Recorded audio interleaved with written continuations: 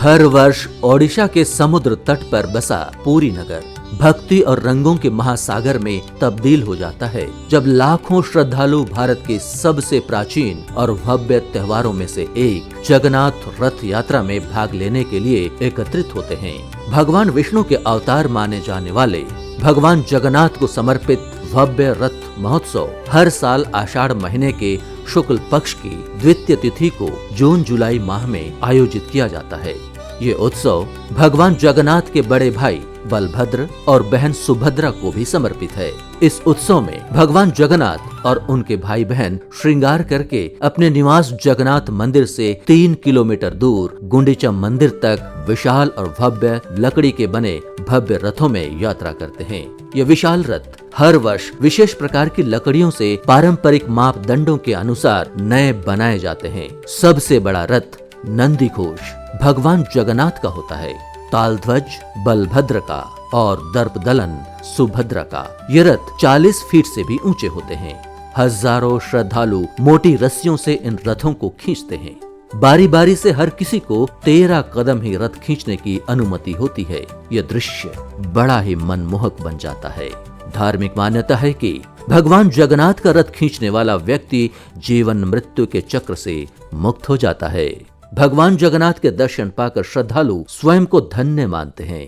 पुरी के राजा गणपति महाराज द्वारा छेरा पहरा यानी सोने की झाड़ू से रथों की सफाई की रस्म इस यात्रा का मुख्य आकर्षण है।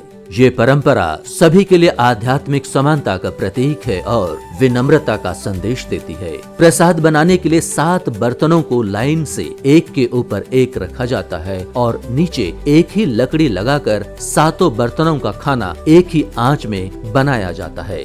आश्चर्य की बात है कि इसमें सबसे ऊपर रखे बर्तन का खाना सबसे पहले पकता है। धार्मिक मान्यता है कि जगन्नाथ मंदिर का प्रसाद खाने से सौभाग्य की वृद्धि होती है।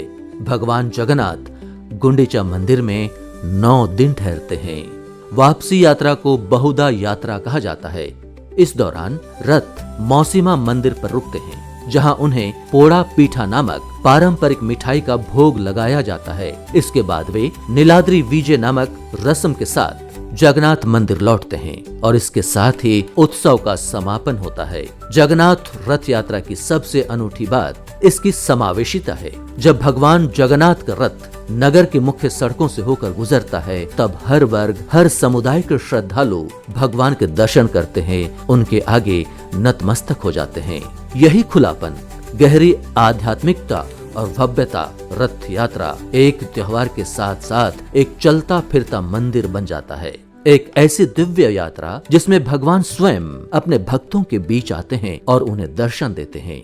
1000 वर्षों से भी अधिक पुरानी ये परंपरा आज भी भक्ति, परंपरा और सामुदायिक सौहार्द का जीवंत प्रतीक है, जो दुनिया भर के श्रद्धालुओं और पर्यटकों को अपनी दिव्यता में समेट लेती है।